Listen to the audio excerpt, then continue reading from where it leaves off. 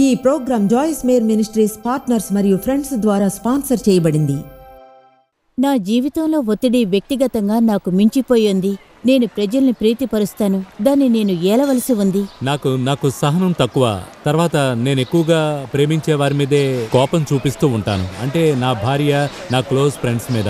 వాళ్ళు ఈ విషయంలో ఎంతో బాధకు గురవుతారు. గత ఏడాది ఒక బోటు నిండా సవాళ్లే ఉన్నాయి, పెద్దవి చిన్నవి. వాటిలో కొన్నైతే నా వైపునే అగ్నిలా మరీ దూసుకొచ్చాయి. ఈ వారం జాయిస్ బోధనంతా కూడా ఓవర్లోడ్ అవడం గురించే.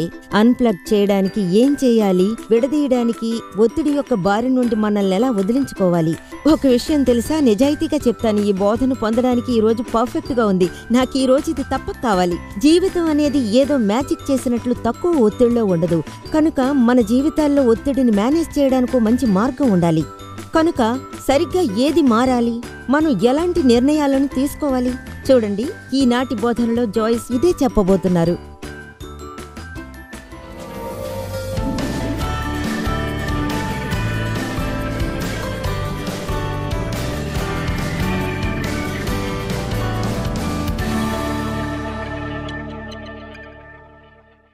ప్రజలకి ఇప్పుడు తమ జీవితాల్లో ఉన్న గందరగోళాల్లో కొన్ని మీకు అసలు ఉండవు. మీరు గాని శాంతిని వెంటాడి ఉంటే మనసును అనుసరించండి. 1 పేతురు 3:11.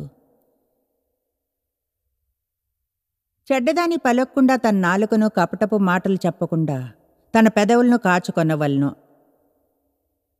అతడు కీడు నుండి తొలగి మేలు చేయవలను, దాన్ని వెంటాడవలను. ఊరికనే దేవునితో శాంతిగల సంబంధాలను కోరుకోకండి, మీ సహచరులతోనూ మీతోనూ కానీ వెంటాడి వారి వెనుక వెళ్ళండి. ఇప్పుడు ఆ వచనం నాకెంతో సహాయం చేసింది. ఎందుకంటే చూడండి, చివరికి నేను తెలుసుకున్నాను, కేవలం ఇలా అంటేనే శాంతిని పొందలేము. ఓ దేవా నాకు శాంతినివ్వు, ఓ దేవా నాకు శాంతినివ్వు, దేవా ప్లీజ్ నాకు శాంతినివ్వు, శాంతిని. చూడండి, శాంతి కొరకు ప్రార్థిస్తున్నా, కానీ శాంతంగా ఫీల్ కాలేదు. నా కోసం మీరు శాంతి కొరకు ప్రార్థిస్తారా? సరే, మీ కళ్ళు తెరుచుకోవాలని మీకోసం ప్రార్థిస్తాను. అలాగే మీరు గుర్తించాలని, మీకు ఎప్పటికీ అవసరమైన శాంతి అంతా కూడా మీ లోపల నివసిస్తుందని. ఒకవేళ ఆయన్ని మీరు లేవనిస్తే ఆమేన్. తెలుసా, చాలా సంవత్సరాలు, చాలా ఏళ్ళు పట్టింది దీన్ని అర్థం చేసుకోవడానికి. కొన్నిసార్లు తప్పుగా ప్రార్థిస్తాం, మనకు ముందే ఉన్న వాటికై ప్రార్థిస్తాం, ఉన్న వాటిని యూజ్ చేసుకోకుండా. కనుక అది ఒకలా ఇలా ఉంటుంది. దేవికి నాకు మధ్య ఓ సంభాషణ, అది పెద్దదవుతుంది. ఎంతమందికి తెలుసు సంభాషణ స్థాయి పైకి లేస్తే అర్థం ఏమిటో? ఓకే, సరే చూడండి, ఒకలా అది వార్నింగ్ సైన్. అదెలా అంటే అక్కడికి వెళ్ళాను, చేశాను. అందువలన ఈ వైపు నుంచి నా వైపుకేదో వస్తుంది, అయితే నాలో ఏదో పైకి లేస్తుంది. ఇంకా తెలుసా, కొన్నిసార్లు నాకైతే అది ఇలాంటి చిన్నదైనా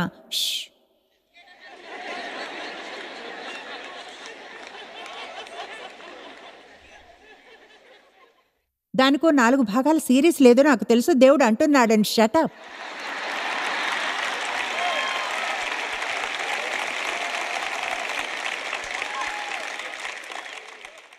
నాకు నోరు మూసుకోవాలని లేదు.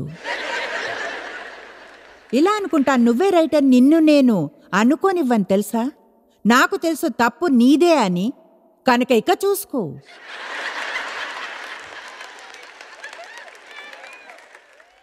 అయితే విషయం ఏమిటంటే, ఒకవేళ ఇది నాకు చిరాకు కలిగిస్తున్నా నాలో ఉన్న శాంతిని గాని లేవనిస్తే, అప్పుడు ఈ పరిస్థితిలో నేనెంతో నిమ్మళంగా ఉండగలను.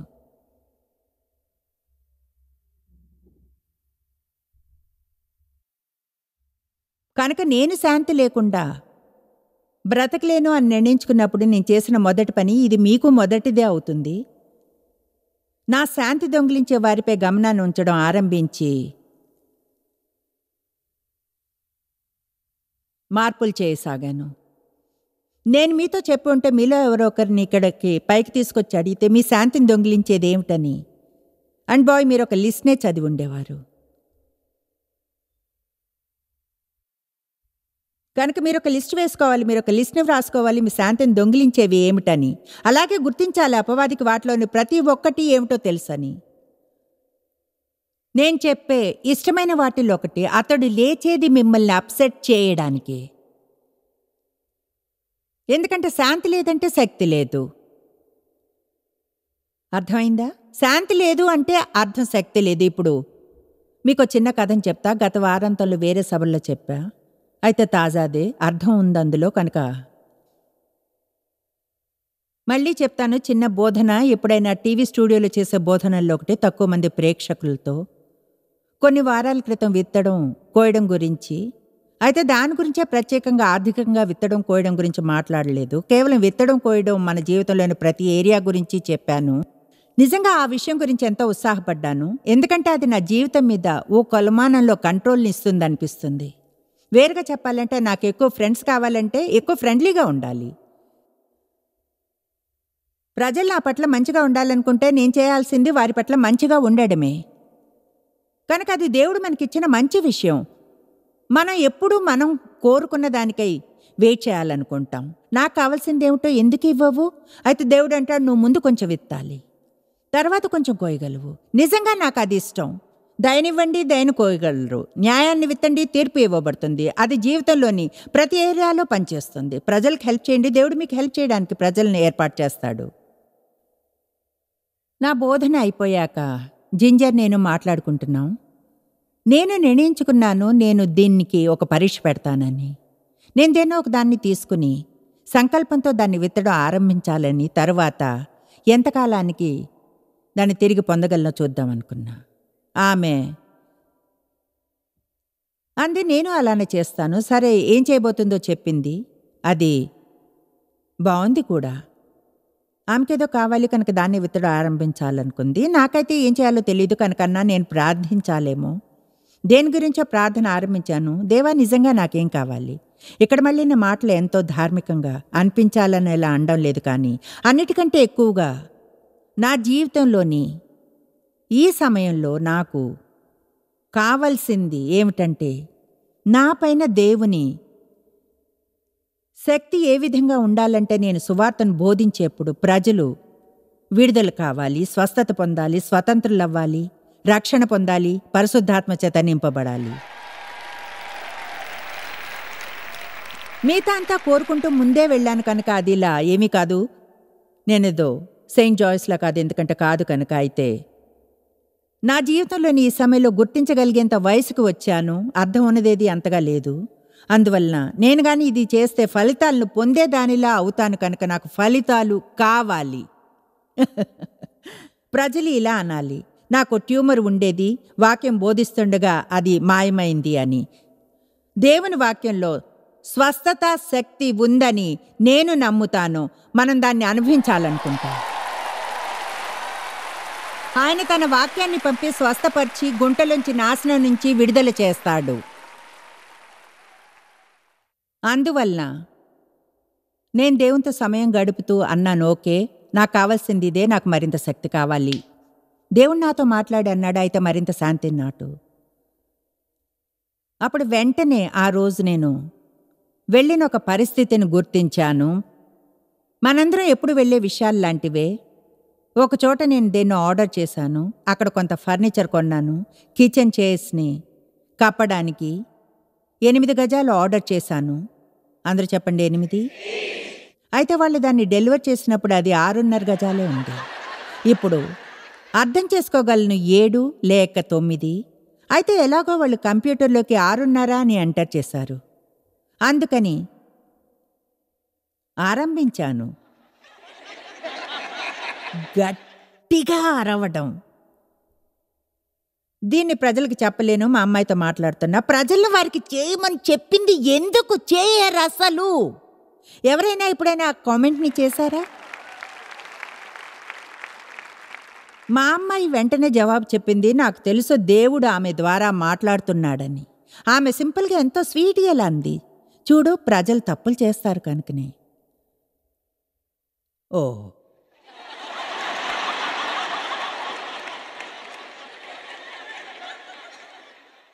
చూడండి, అవును బహుశా చేస్తారు. ఒకవేళ నేను గాని దాంతో మామూలు రోజులా ఉంటే కనీసం 5-6 మందికి చెప్పుండేదాన్ని. కమాన్, మీరు అసలు నమ్మలేరు. అంతగా విసిగిపోయినాను, మీరు అసలు నమ్మరు. కనుక మనం ఇలానే చేస్తాం, మనకు మనం చేసుకుంటాం. అదెలా అంటే, నేను అతిశయపడినట్లే 6.5 గజాలు ఏ విధంగానే 8గా మారబోదు. ఆ సమయంలో నేను ఏం చేసినా సరే నా దగ్గర 6.5 గజాల మెటీరియల్ ఉంది, నాకేమో 8 కావాలి.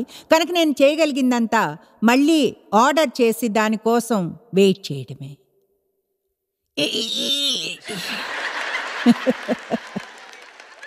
అలా నాకు చేయాలనిపించలేదు. తర్వాత వాళ్ళు నా కాఫీ టేబుల్ని డెలివర్ చేశారు. చేసినప్పుడు ఆ బాక్స్ని ఇంటి మధ్యలో పెట్టి గుడ్ బై చెప్పారు. ఓహో, ఆగండి, మీరు దీన్ని ఫిక్స్ చేయరా? మేము చెయ్యం. మీరు చేయకపోతే మరి ఎవరు చేస్తారు? థ్యాంక్ గాడ్ ఇంట్లో లేను. ఆ రోజు భలే ఉండేది. ఉంటే మా అమ్మాయి అంతా చూసుకుంటుంది. ఆ మంది కాదు, మీరే తీసి దీన్ని ఫిక్స్ చేయాలి, మాకు దీన్ని ఎలా చేయాలో తెలియదు, పెద్ద కథని చిన్నది చేస్తూ అన్ని భాగాలు అందులో లేవు, ఏదో డెంట్ చేయబడింది, ఏదోగా ఉంది. వాళ్ళు తిరిగి తీసుకెళ్లారు. ఇప్పుడు దానికోసం వెయిట్ చేస్తున్నాం. ఆ పరిస్థితి నా మనసులోకి వచ్చింది ఎప్పుడైతే శాంతిని విత్తు శక్తిని పొందు అని విన్నానో, పూర్ణ మనస్సుతో నమ్ముతాను. అందరూ ఏ తుఫానుకైతే భయపడ్డారో యేసు నిమ్మళింపజేయడానికున్న కారణం ఆయన లోపల శాంతి ఉంది. మీకు లేనిదాన్ని మీరు ఇవ్వలేరు. కమాన్, మీకు లేనిదాన్ని మీరు ఇవ్వలేరు. అయితే మీకేం చెప్తున్నాను, మీరు కానీ శాంతంగా ఉంటే, లేదా నేను ఏ పరిస్థితిలో అయినా సరే సాతానికి అధికారం పోతుంది. అతనికి అక్షరాల అధికారం ఉండదు. వెంటనే మనదే పై చెయ్యి అవుతుంది. ఎందుకంటే శాంతంగా ఉన్నప్పుడు దేవుడి నుంచి వినగలం, ఆత్మచేత నడిపించబడతాం, జ్ఞానం కలుగుతుంది, ఏం చేయాలో తెలుస్తుంది. అయితే భయపడిన క్షణమే చెడుది హీనంగా అవుతుంది. నా శాంతిని దొంగిలించే కొన్ని ఏమిటి? కొన్నిటిని గుర్తిస్తారు, ఖచ్చితంగా తెలుసు. శాంతిని విత్తడం, శక్తిని కోయడం గురించి నా చిన్న ఉదాహరణ మీకు అర్థమైందా? ఇతరులను సంతోషపరచడానికి కొన్నిటిని నేను అవును చెప్పడం నాకు ఇష్టం లేదు. బాయ్, అది కోపం తెప్పిస్తుందా? తర్వాత ఏం చేస్తామో తెలుసా? కోపం తెచ్చుకుంటాం. నో, కమాన్, మన జీవితాలను కంట్రోల్ చేస్తున్నందున వారిపై కోపం వస్తుంది.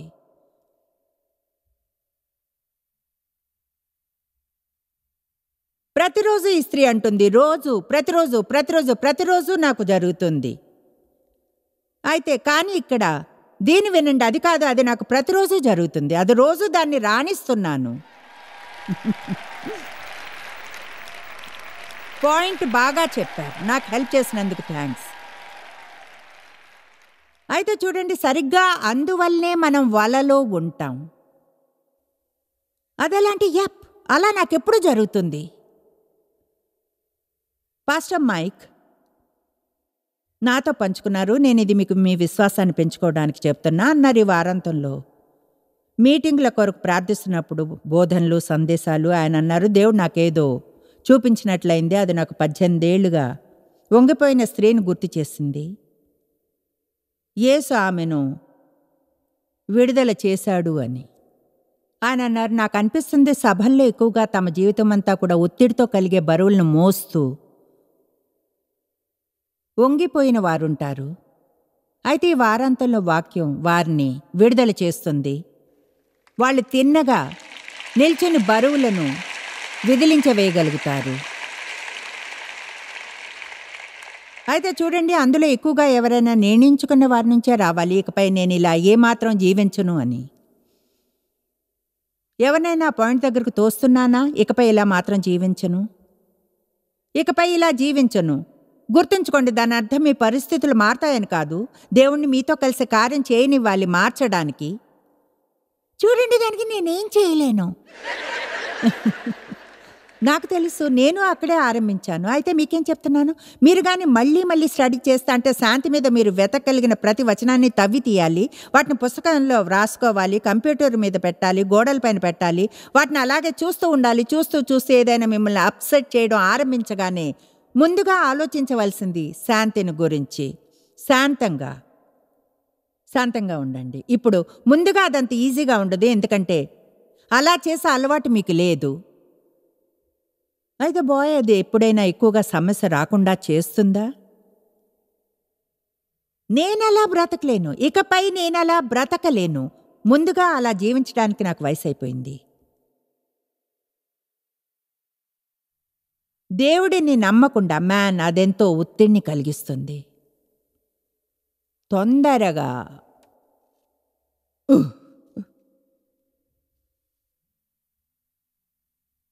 ఒకేసారి ఎన్నో విషయాలు జరగడం,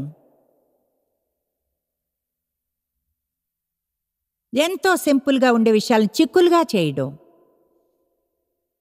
మై గాష్, నాకు తెలుసు ఒక సింపుల్ బార్బిక్యూని పీడకల్లా మార్చిన నా కథలు వినే ఉంటారు.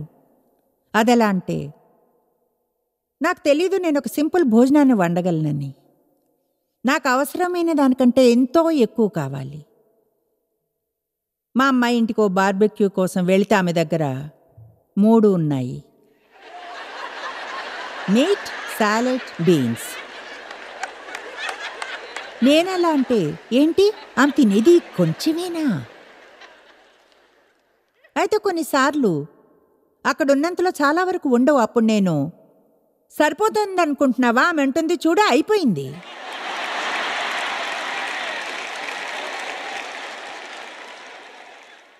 సరే, అప్పుడు ఆమె బార్బిక్యూ మీద కోపం వస్తుంది. ఇలా ఆలోచిస్తుంటా, నేను కొన్ని వస్తువులు తేవాలి. ఇక్కడ ఈ గదిలో ఉన్న నాకు తప్ప ఎవరికైనా తప్పు అభిప్రాయం ఉందా బాధ్యతను గురించి? బాయ్ ఏ సరైన గుంపునే పంపాడు.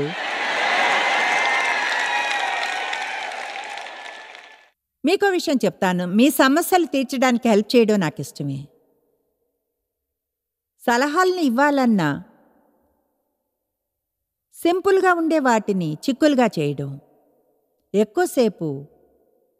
ఎక్కువ మోత భరించలేను. నేనెలా అంటే, నేను మౌనంగా ఉండాలి. ఓహ్, ఎప్పుడు చూడు వాళ్ళ చుట్టూ ఏదో ఒకటి జరిగేవాళ్ళు నాకు వద్దు. ఈ మ్యూజిక్ లెవెల్స్ ఇంకా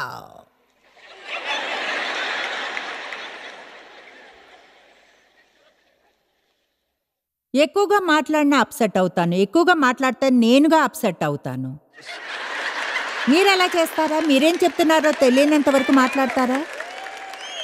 లేక ఎందుకు చెప్తున్నారా ఇలా అనుకుంటారా? నేను అసలు నోరెందుకు మూసుకున్నా? అయితే నోరు మాత్రం కదులుతూ ఉంటుంది, మాటలు వస్తూనే ఉంటాయి. ఎక్కువగా నాకేది అసహ్యమో చెప్పనా? మాట్లాడని వారెవరైనా నాతో ఉంటే మాట్లాడడం అంతా నేనే చెయ్యాలి. అలాంటి వారితో ఉంటే ఎంతో ఒత్తిడి కలుగుతుంది. అయితే అలా ఉండాల్సిన అవసరం లేదు, మౌనంగా ఉండి ఆనందించగలను. వీటిలో కొన్నిటిపై ఇంకా వర్క్ చేస్తున్నాను. బాగా నిద్ర పట్టకపోవడం. మ్యాన్, మీకు ఇది నచ్చకపోవచ్చునా? అయితే అదేమిటంటే అన్హెల్దీ ఈటింగ్. మేము ఇక్కడ హెర్షీ, పెన్సిల్వేనియాలో ఉన్నాం. ఓకే, నేను ఒక తల్లిగా నేను మీకు వీలైనంతగా ఇవ్వగల శ్రేష్టమైన సలహా ఒకటి ఇస్తాను. ఓకే, ఈరోజు మా హోటల్ రూమ్కి వెళ్ళాను. అక్కడ ఒక పెద్ద వైట్ చాక్లెట్ ఉంది. వెంటనే దాన్ని చూసి అనుకున్నాను, నేను దాన్ని తిన్నాను. నన్ను చూడండి, ఒక విషయం చెప్తా. సిద్ధంగా ఉన్నారా? మీ ముందు ఎవరైనా ఉంచిన ప్రతిదీ తినాలనేం లేదు. ఉన్నదానికంటే దాని గురించి మరింత సంతోషంగా ఉండాలి. అందరూ మీ ముందు ఉంచిన ప్రతిదీ తినాలనేం లేదు. నేను వెళ్ళే ఒక షూ స్టోర్ ఉంది, వాళ్ళు కుక్కీస్ ఇస్తారు. నేను షూస్ కోసం వెళ్తే వాళ్ళు కుక్కీస్ పెడతారు. గత వారం వెళ్ళాను, కుక్కీలు వద్దనుకున్నాను, కుక్కీస్ వద్దన్నాను. అయితే ఆ అమ్మాయి బయట తలుపు దగ్గరకు నా వెనకాలే కుక్కీల బ్యాగ్తో వచ్చింది. అంటే చూడండి, ఆమె నాకు తెలుసు అక్కడ షూస్ కొనడం వల్ల కొంచెం మాట్లాడుతూ ఉంటాం, అందుకని అన్నాను, చూడు, దీని గురించి బోధించాను.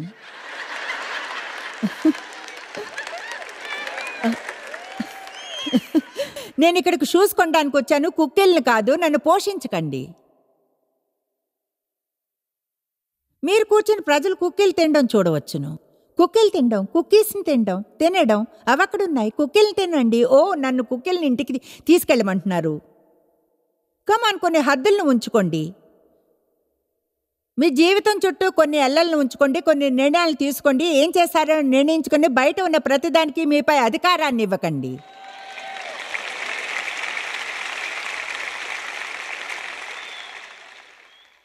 విషయాల్లో తలదూర్చకుండా దూరంగా ఉండాల్సింది బాయ్. నా శాంతిని దొంగిలించే పెద్ద విషయం అది. గతవారం బైబిల్లో మళ్ళీ చదివాను, నీ పని నువ్వు చూసుకో. బుద్ధిహీనుడు ఒకడు తనకు సమస్య ఉందని గుర్తించినా దాని గురించి ఏమీ చేయాలనుకోడు.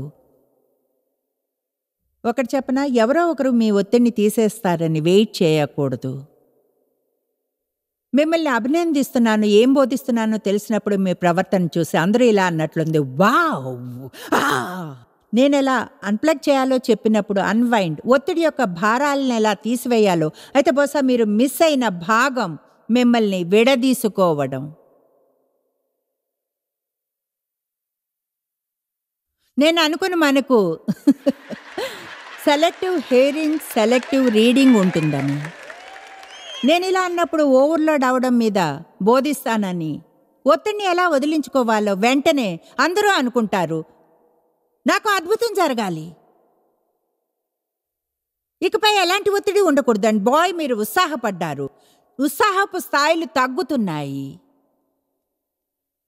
మీలో ఎంతమందికి ఇప్పుడు తెలుసు ఏమనంటే మీకేదో తెలుసని మీకు తెలుసని? కనీసం ఒక్క విషయం, మీ జీవితంలో తక్కువ ఒత్తిడినిచ్చేదాన్ని మీరు మార్చుకోగలరని. ఓకే, అయితే చెయ్యండి. అంటే చెప్పడానికి ఇంకేం మిగల్లేదు. మీకేం చేయాలో తెలియకపోవడం ఒక విషయం అయితే, మీకు సమస్య ఏమిటో తెలిసి దాన్నే మళ్ళీ చేయడం, మళ్ళీ మళ్ళీ మళ్ళీ అనేది మరొక విషయం. తెలుసా వాళ్ళేమంటారు? కేవలం ఒక మూగ వ్యక్తే ఒకే విషయాన్ని మళ్ళీ మళ్ళీ చేయగలరని అనుకుంటారు. త్వరలోనో లేక తర్వాత వేరైన ఫలితాన్ని పొందుతారు. వేరే ఫలితం రాదు ఒకవేళ మీ జీవితంలో ఏదైనా మార్చుకోకుంటే. నేను పూర్తిగా ఒత్తిడిలో ఉండి జీవించను.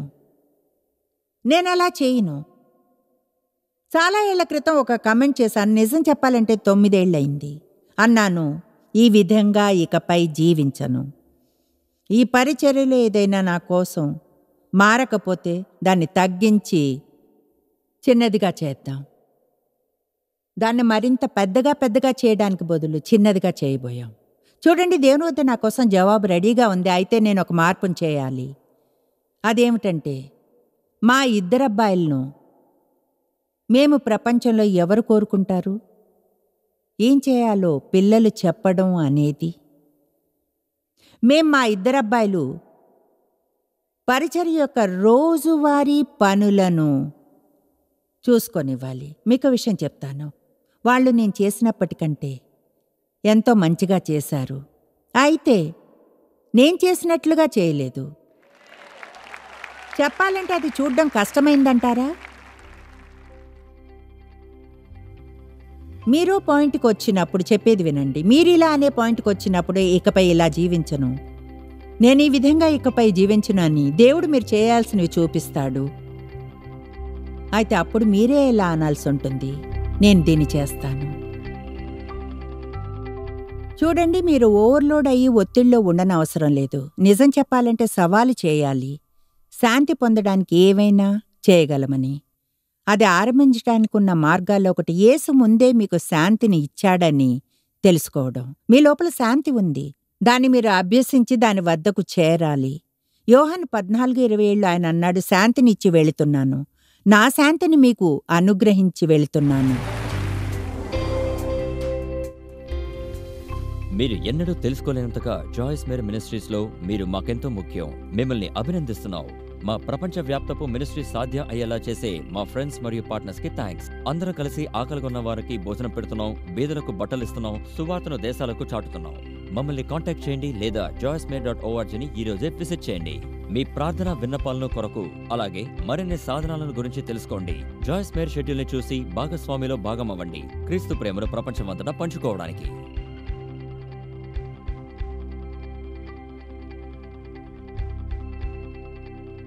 ఈ program Joyce Meyer Ministries partners మరియు ఫ్రెండ్స్ ద్వారా స్పాన్సర్ చేయబడింది.